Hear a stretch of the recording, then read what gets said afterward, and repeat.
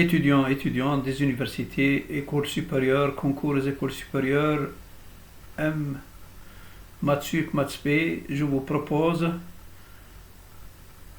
la résolution d'une équation différentielle de cette forme y seconde moins y égale 3 exponentielle de 2x cosinus x.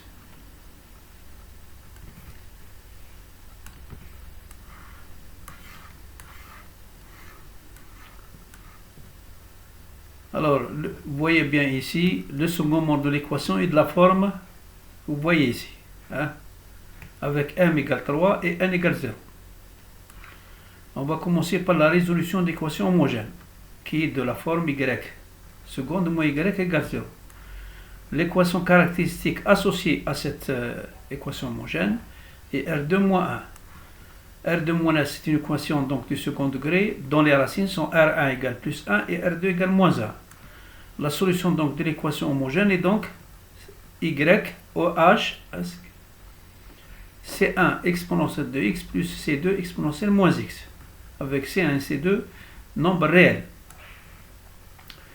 Dans le second mode, qu'est-ce qu'on remarque? On remarque que 3 exponentielle de x cosinus est égal à, ici on va mettre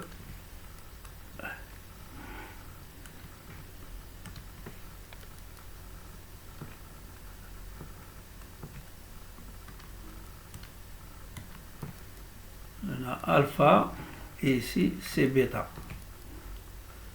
Hein? Alpha c'est égal 2 et bêta égale 1. Donc,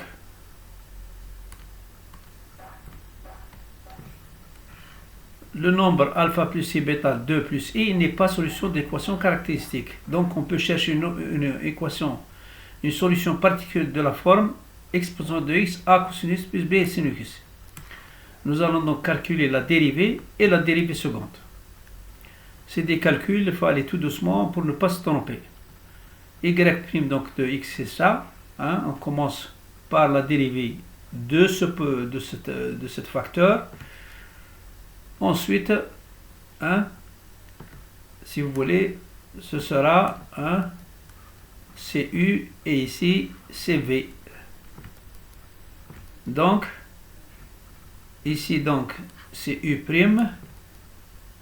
c'est V et ici c'est U et V'.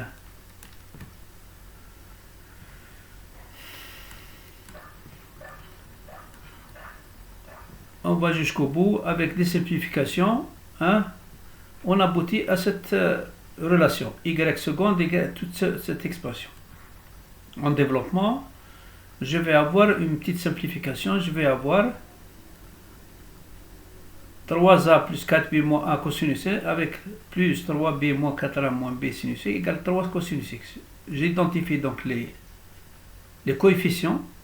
Le coefficient de cosinus x c'est 3. Donc le cosinus, donc ça, cette valeur est égale à 3. Comme il n'y a pas de sinus dans ce second membre ici, donc le coefficient est nul ici. 3a moins a c'est 2a plus 4b égale 3. Et ici 3b moins b, donc c'est 2b moins 4a. C'est un système à deux équations, à deux inconnus. Je vais donc multiplier, si vous voulez, la première équation par 2 pour éliminer le a. J'aurai donc 10b égale 6, donc b égale 6 sur 10, ça veut dire 3 sur 5. 2b moins 4a égale 0, ça va me permettre de calculer le a. 4a est égal à quoi? À 6 cinquièmes. Donc a est égal à 6 vingtièmes, soit 3 sur 10. Donc la situation particulière est donc ypx égale exponentielle de x, 3 dixièmes de cosinus, puis 3 cinquièmes de sinus x. La solution générale de l'équation initiale, de l'équation initiale,